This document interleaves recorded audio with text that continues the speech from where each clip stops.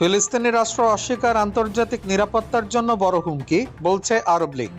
আরব লীগের মহাসচিব আহমেদ আবুল গেইত সতর্ক করে বলেছেন, আরব অঞ্চল বর্তমানে একটি অত্যন্ত সংকটপূর্ণ পরিস্থিতির মুখোমুখি, যা বিশ্বব্যাপী শক্তির প্রতিযোগিতা দ্বারা আরো জটিল হয়ে উঠেছে এবং এর ফলে জাতিসংঘ নিরাপত্তা পরিষদ আরব বিশ্বের উদ্বেগগুলো যথাযথভাবে সমাধান করতে পারছে না। বৃহস্পতিবার 23শে জানুয়ারি এক প্রতিবেদনে এই খবর দিয়েছে আরব নিউজ। বৃহস্পতিবার নিউ ইয়র্কে নিরাপত্তা পরিষদের বৈঠকে বক্তৃতা দিতে গিয়ে এই কথা বলেন আবুল গেইত। বৈঠকটি সভাপতিত্ব করছেন আলজেরিয়ার পররাষ্ট্রমন্ত্রী আহমেদ আতাফ, যিনি এ মাসে নিরাপত্তা পরিষদের অস্থায়ী সভাপতির দায়িত্ব পালন করছেন। আলজেরিয়া বৈঠকটি আয়োজন করেছে, যেখানে আরব বিশ্বের সংকটের সমাধান, শান্তি প্রতিষ্ঠা এবং মানবিক সহায়তার জন্য কার্যকরী ব্যবস্থা গ্রহণের প্রয়োজনীয়তার উপর গুরুত্ব দেওয়া হয়েছে।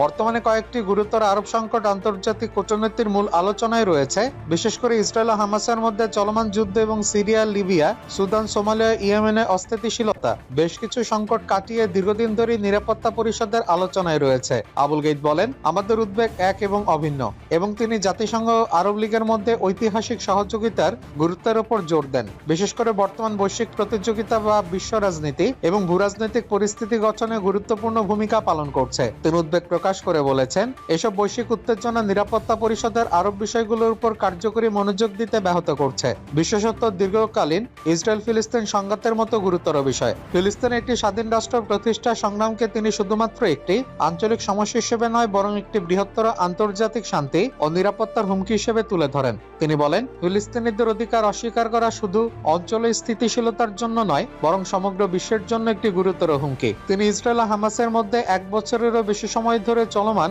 সহিংসতা পরবর্তী যুদ্ধবিরতির প্রচেষ্টাকে স্বাগত জানিয়ে বলেন, তবে এটি শুধুমাত্র একটি সাময়িক সমাধান এবং স্থায়ী শান্তি শুধুমাত্র একটি স্বাধীন ফিলিস্তিনি রাষ্ট্র প্রতিষ্ঠার মাধ্যমে সম্ভব হবে, যা 1967 সালে সীমান্ত অনুযায়ী এবং পূর্ব জেরুজালেমকে তার রাজধানী হিসেবে গ্রহণ করবে। আবুল গেইত আন্তর্জাতিক সম্প্রদায়ের প্রতি জরুরি আহ্বান জানান, আর যাতে তারা দুই রাষ্ট্র সমাধান সমর্থন করে, যা বেশ কয়েকটি নিরাপত্তা পরিষদ সিদ্ধান্তের সাথে সামঞ্জস্যপূর্ণ। তিনি আরো বলেন, আমরা সম্প্রতি লক্ষ্য করেছি একটি যুদ্ধ যা শুধুমাত্র গাজা বা ফিলিস্তিনের সীমান্তে সীমাবদ্ধ ছিল না, তা এখন পুরো অঞ্চলে ছড়িয়ে পড়ছে এবং তার প্রভাব পৌঁছেছে বহুদূর। তিনি নিরাপত্তা পরিষদের প্রতি আরো একটি আহ্বান জানান, যাতে তারা global alliance for the implementation of the two state solution প্রক্রিয়া আরো সক্রিয় ভূমিকা গ্রহণ করে। গত সেপ্টেম্বর মাসে সৌদি আরব, ইউরোপীয় ইউনিয়ন এবং নরওয়ে এই উদ্যোগটি চালু করেছিল, যার লক্ষ্য ছিল দ্রুত ফিলিস্তিন রাষ্ট্র প্রতিষ্ঠা। দক্ষিণ লেবাননে ইসরায়েলি দখলদারিত্ব দীর্ঘায়িত করার বিরুদ্ধে হিজবুল্লাহর হুঁশিয়ারি। লেবানন ইসলাম প্রতিরোধ আন্দোলন হিজবুল্লাহ বলছে, দক্ষিণ লেবানন থেকে দখলদার বাহিনী প্রত্যাহারে ইসরায়েল দেরি করলে আরবে দেশটি সার্বভৌমত্ব লঙ্ঘন বলে গণ্য করা হবে। বৃহস্পতিবার হিজবুল্লাহ হুঁশিয়ারি উচ্চারণ করে। ইসরায়েলি গণমাধ্যমে প্রকাশিত খবরে বলা হয়েছে, যুদ্ধবিরতি চুক্তিতে নির্ধারিত 60 দিনের বাইরেও লেবাননে তাদের সেনাদের আরো 30 দিন রাখার জন্য আমেরিকার কাছে লবিং করছে ইসরায়েল। তবে হিজবুল্লাহ বলছে, 60 দিনের সময়সীমা লঙ্ঘন করলে তা চুক্তির স্পষ্ট লঙ্ঘন হবে এবং লেবাননের সার্বভৌমত্বের বিরুদ্ধে আগ্রাসন অব্যাহত বলে ধরে নেওয়া হবে। 2023 সালে 7 অক্টোবর অবরুদ্ধ গাজা উপত্যকায় ইসরায়েল গণহত্যামূলক যুদ্ধ শুরু করার পর হিজবুল্লাহ আন্দোলন ফিলিস্তিনিদের প্রতি সমর্থন জানিয়ে যুদ্ধে জড়িয়ে পড়ে।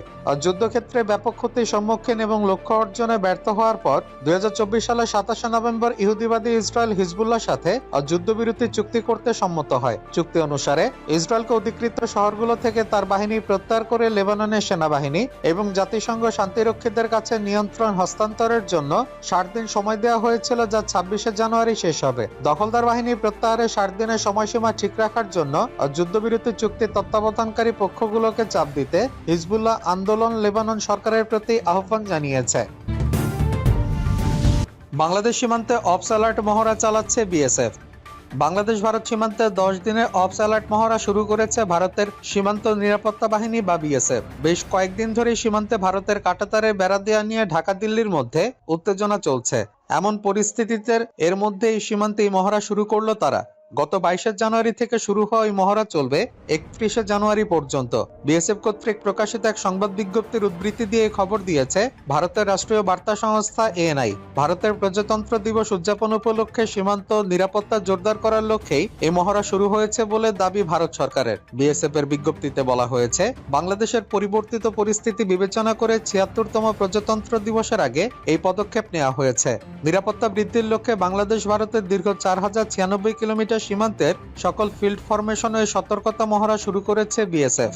এর মাধ্যমে সীমান্ত ফাঁড়িগুলোকে জোরালো করছে তারা। এই মহড়ার সময় দুই দেশের সীমান্তের টহল এবং অন্যান্য দায়িত্ব জোরদার করা হবে। এ সময় বিএসএফ এর অতিরিক্ত মহাপরিচালক পূর্বাঞ্চল ও অন্যান্য কর্মকর্তারা পূর্বাঞ্চলীয় কমান্ড এলাকার দিনরাতের নিরাপত্তা পরিস্থিতি পর্যালোচনা করেছেন। দক্ষিণবঙ্গ সীমান্তে বিএসএফ এর অপারেশনাল প্রস্তুতি এবং কৌশলগত মোতায়েন তদারকি করতে অতিরিক্ত মহাপরিচালক বা এডিজি রবি গান্ধী সীমান্ত এলাকা পরিদর্শন করেছেন। ট্রাম্পের অস্ত্র ফেরতের দাবি প্রত্যাখ্যান করল তালেবান। আফগানিস্তানের তালেবান সরকার যুক্তরাষ্ট্রে ফেলে যাওয়া সামরিক সরঞ্জাম ফেরত দেওয়ার দাবি প্রত্যাখ্যান করেছে। বিষয়টির সাথে পরিচিত একটি সূত্র এই তথ্য জানিয়েছে। নাম প্রকাশ অনিচ্ছুক ওই ব্যক্তি বলেছেন, কাবুল এবং ট্রাম্প প্রশাসনের মধ্যে সম্পর্ক নড়বড়ে শুরু হয়েছে। বুধবার 22 ডিসেম্বর এক প্রতিবেদনে এই খবর দিয়েছে সামা টিভি। 2021 সালে যুক্তরাষ্ট্রের সেনা প্রত্যাহারের সময় বিশাল পরিমাণ সামরিক অস্ত্র ও যানবাহন আফগানিস্তানে রেখে যায় যুক্তরাষ্ট্র। তালেবান সরকারের ঘনিষ্ঠ একটি সূত্র জানিয়েছে, এই অস্ত্র ফেরত দেওয়ার কোনো পরিকল্পনা তাদের নেই। সূত্রটি বলছে, তালেবান ও ট্রাম্প প্রশাসনের মধ্যে সম্পর্কের শুরুতেই অস্থিরতা তৈরি হয়েছে। ওয়াশিংটন আশা করছিল কাবুল মার্কিন সামরিক সরঞ্জাম ফেরত দেবে, তবে তালেবান সরকার স্পষ্ট জানিয়ে দিয়েছে যে তারা এসব অস্ত্র নিজেদের নিরাপত্তা ও প্রতিরক্ষা কার্যক্রমে ব্যবহার করবে। একই সঙ্গে সূত্র যুক্তরাষ্ট্রের প্রতি একটি বিতর্কিত প্রস্তাব দিয়েছে, যেখানে বলা হয়েছে ফেলে যাওয়া অস্ত্র পুনরুদ্ধারের পরিবর্তে তালেবানকে আরো উন্নত সামরিক সরঞ্জাম সরবরাহ করা উচিত। এর মাধ্যমে তারা ইসলামিক স্টেটে খোরাসান বা আইএসআইএস কে এর বিরুদ্ধে লড়াই চালিয়ে যেতে পারবে। আইএসআইএস কে বর্তমানে আফগানিস্তানে তালেবান সরকারের জন্য বড় হুমকি হয়ে দাঁড়িয়েছে। এদিকে বিতর্কের মধ্যে যুক্তরাষ্ট্র এক আফগান নাগরিককে মুক্তি দিয়েছে, যিনি মাদক পাচার ও সন্ত্রাসবাদের অভিযোগে আমেরিকান আদালতে যাবজ্জীবন কারাদণ্ড প্রাপ্ত ছিলেন। তার মুক্তির বিনিময়ে আফগানিস্তানে আটক থাকা 2 মার্কিন নাগরিককে ছেড়ে দেওয়া হয়েছে বলে তালেবান প্রশাসন গত মঙ্গলবার জানিয়েছে। মুক্তি পাওয়া ব্যক্তি খান মোহাম্মদ কাবুলে পৌঁছেছেন বলে আফগান কর্মকর্তারা নিশ্চিত করেছেন। স্থানীয় গণমাধ্যম হুরিয়াতকে দেওয়া এক ভিডিও সাক্ষাৎকারে তিনি বলেন, ইসলামিক আমিরাতের সহায়তা আল্লাহর কৃপে আমি মুক্তি পেয়েছি। মোহাম্মদ খানকে 2006 সালে আফগানিস্তানের পূর্বাঞ্চল থেকে গ্রেপ্তার করা এবং 1 বছর পর যুক্তরাষ্ট্রে প্রত্যর্পণ করা হয়। 2008 সালে মার্কিন আদালত তাকে যাবজ্জীবনের কারাদণ্ড দেয়, যা যুক্তরাষ্ট্রের প্রথম নার্কো টেররিজম মামলার রায় বলে মার্কিন বিচার বিভাগ নিশ্চিত করেছিল। আফগানিস্তানের পররাষ্ট্র মন্ত্রণালয় এক বিবৃতিতে জানিয়েছে, যুক্তরাষ্ট্র আফগান প্রশাসনের মধ্যে দীর্ঘ ফলপ্রসূ আলোচনার পর এই বন্দি বিনিময় চূড়ান্ত হয়েছে। ইসরায়েলি হামলা ছাড়াই ইরান সংকটের সমাধানের পক্ষে ট্রাম্প। তেহরানের বিরুদ্ধে ইসরায়েলে হামলা ছাড়াই ইরানের সাথে পারমাণবিক সংকটের সমাধানে আসা সম্ভব বলে আশা ব্যক্ত করেছেন যুক্তরাষ্ট্রের প্রেসিডেন্ট ডোনাল্ড ট্রাম্প। ইসরায়েলি সংবাদপত্র টাইমস অব ইসরায়েল বৃহস্পতিবার 23 জানুয়ারি এক প্রতিবেদনে এই তথ্য জানিয়েছে। ওভাল অফিসে বেশ কিছু নির্বাহী আদেশে স্বাক্ষর করার সময় সাংবাদিকরা ইরানের পারমাণবিক স্থাপনায় ইসরায়েলের সম্ভাব্য হামলা সমর্থন করার বিষয়ে তার কাছে জানতে চাইলে তিনি প্রথমে বলেন, আমি এর উত্তর দেব না। তারপরে বলেন, তিনি এ বিষয়ে বিভিন্ন ঊর্ধ্বতন কর্মকর্তাদের সাথে খুব শিগগির বৈঠক করবেন। তিনি বলেন, আশা করি ইরান একটি সমঝোতায় পৌঁছাবে, আর তারা সমঝোতায় না পৌঁছাতে চাইলেও সমস্যা নেই। ট্রাম্প প্রশাসন সম্প্রতি ইঙ্গিত দিয়েছে যে সামরিক হামলার বদলে তারা পরমাণু নিয়ন্ত্রণে ইরানের সাথে একটি কূটনৈতিক সমঝোতায় পৌঁছাতে চায়। গাজায় 50 কোটি ধ্বংসস্তূপ সরাতে লাগবে 21 বছর। গাজায় ইসরায়েলি বাহিনীর দীর্ঘ 15 মাসের হামলায় সৃষ্ট 50 কোটির বেশি ধ্বংসস্তূপ সরাতে সময় লাগবে প্রায় 21 বছর, আর এই কাজ করতে খরচ হবে $50 কোটি। এমনকি ইসরায়েলি আগ্রাসনের কারণে থেমে গেছে উপত্যকাটির আগামী 69 বছরের উন্নয়ন ও সম্ভাবনা, এমনটাই জানিয়েছে জাতিসংঘ। দীর্ঘ 15 মাসের ইসরায়েলি আগ্রাসনের ধ্বংসস্তূপে পরিণত হয়েছে পুরো উপত্যকা। এসব ধ্বংসস্তূপ সরানোর কাজে নেমেছে স্থানীয় কর্তৃপক্ষ, কিন্তু প্রয়োজনীয় যন্ত্রপাতি না থাকায় হিমশিম খাচ্ছেন তারা বলছেন, বর্তমানে সবচেয়ে বড় চ্যালেঞ্জ শহরের প্রধান রাস্তাগুলো পুনরায় চালু করা। যান চলাচলের জন্য প্রশস্ত রাস্তা তৈরির চেষ্টা চলছে। আপাতত শুধু ধ্বংসাবশেষ সরানোর কাজ চলছে, কিন্তু রাস্তা পুরোপুরি পরিষ্কার হচ্ছে না। ভারী যন্ত্রপাতি ছাড়া কাজ করা অসম্ভব। আগামী 10 দিনের মধ্যে শহরটির রাস্তাঘাট পরিষ্কারের পরিকল্পনা করছে কর্তৃপক্ষ। তবে রাফার ভবিষ্যৎ নিয়ে গভীর উদ্বেগ প্রকাশ করেছেন শহরটির মেয়র। তিনি বলেন, এই মুহূর্তে আমরা শহরের ক্ষয়ক্ষতির পরিমাণ পুরোপুরিভাবে বুঝতে পারছি না। সবকিছু ঠিকঠাক মতো এগুলো দ্রুত পানি সরবরাহ ব্যবস্থা এবং যোগাযোগ উন্নয়নের কাজ করা হবে। এদিকে জাতিসংঘের প্রকাশিত এক প্রতিবেদনে বলা হয়েছে, গাজা উপত্যকায় 50 কোটির বেশি ধ্বংসস্তূপ সরাতে প্রায় 21 বছর সময় লেগে যেতে পারে। খরচ হবে প্রায় $50 কোটি।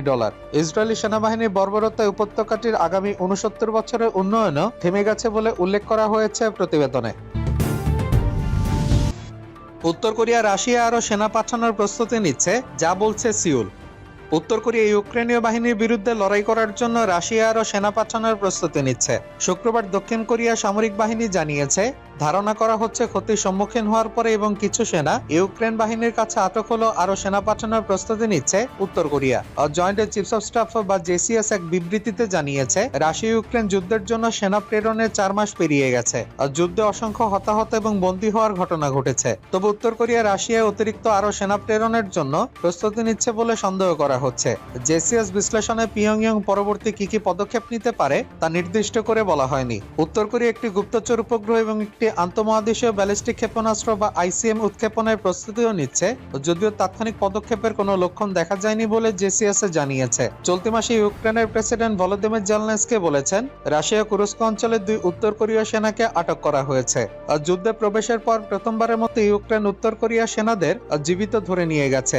ইউক্রেন এবং পশ্চিমা পর্যবেক্ষণ অনুসারে রাশিয়ার পশ্চিম কুরস্ক অঞ্চলে মস্কোর বাহিনীকে সহায়তা দেওয়ার জন্য পিয়ংইয়ং প্রায় 11,000 সেনা মোতায়েন করেছে। এলাকাটি গত বছর ইউক্রেন এক আকস্মিক আক্রমণ চালিয়ে দখল করেছিল। কিয়েভের মতে 3,000-এর বেশি হতাহত হয়েছে, যদিও মস্কো এবং পিয়ংইয়ং প্রাথমিকভাবে উত্তর কোরিয়া সেনা মোতায়েনের খবর প্রত্যাখ্যান করেছিল। তবে অক্টোবরে রাশিয়ার প্রেসিডেন্ট ভ্লাদিমির পুতিন রাশিয়ায় উত্তর কোরিয়ার সেনা থাকার বিষয়টি অস্বীকার করেননি। এছাড়া উত্তর কোরিয়ার একজন কর্মকর্তা বলেছিলেন এই ধরনের যে কোনো মোতায়েন বৈধ। 2024 সালের জুনে পুতিনের পিয়ংইয়ং সফরের পর এই সহযোগিতা আসে। ওই সফরে 2 নেতা ব্যাপক কৌশলগত অংশীদারিত্ব চুক্তি স্বাক্ষর করেন, যার মধ্যে একটি পারস্পরিক প্রতিরক্ষা চুক্তিও অন্তর্ভুক্ত ছিল।